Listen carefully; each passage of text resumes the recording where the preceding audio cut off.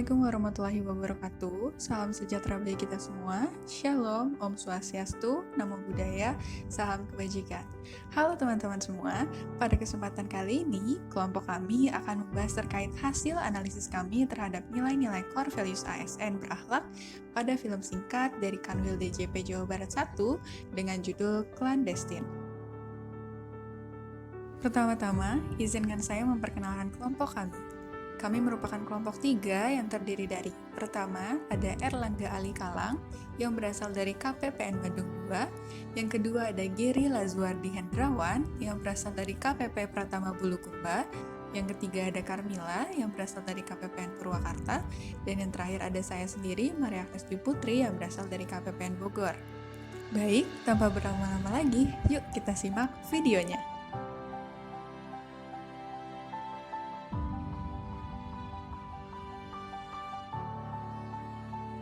Cerita ini dimulai dari Resti yang mulai melihat perubahan pada gaya hidup Kinan, di mana Kinan mulai memiliki banyak barang-barang baru dan suka berbelanja. Pada awalnya, Resti menanyakan dari mana uang yang Kinan hasilkan sehingga dapat membeli barang-barang tersebut.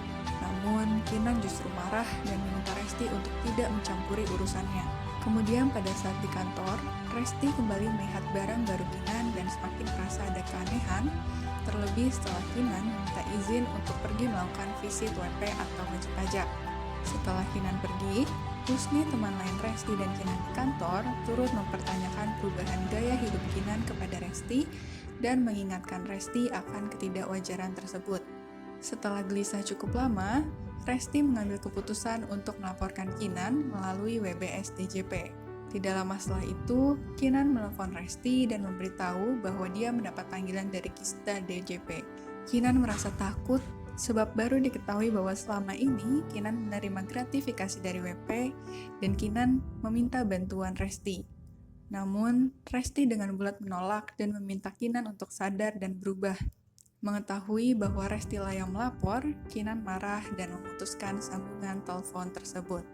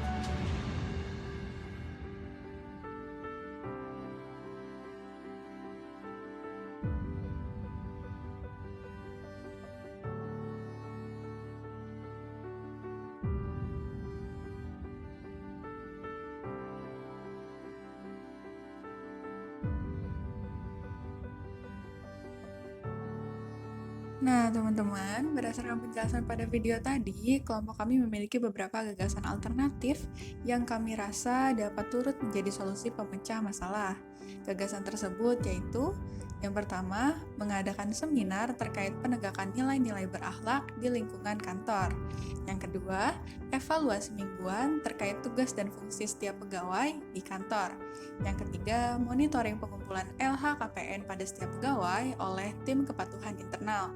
Yang keempat, sosialisasi pada stakeholder terkait larangan memberikan imbalan dalam bentuk apapun kepada pegawai pemerintahan. Dan yang terakhir, adanya tindak lanjut yang sangat tegas bagi pegawai yang melakukan pelanggaran kode etik dan perilaku. Setiap pengambilan keputusan pasti ada konsekuensi atas tindakan yang dilakukan. Dari beberapa gagasan alternatif yang kami sebutkan tadi, kami harap berikut adalah output dan konsekuensi yang akan dihadapi. Yang pertama, pegawai memahami nilai-nilai berakhlak, contoh implementasinya, dan kemudian turut merealisasikannya.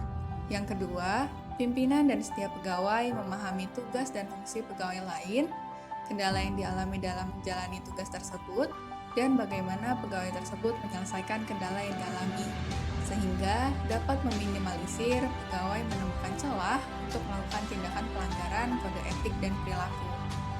Ketiga, apabila ditemukan pegawai yang tidak menunjukkan LHKPN dan terindikasi memiliki kekayaan yang tidak wajar, dapat segera dilakukan teguran dan tindakan dari unit internal kantor pegawai tersebut.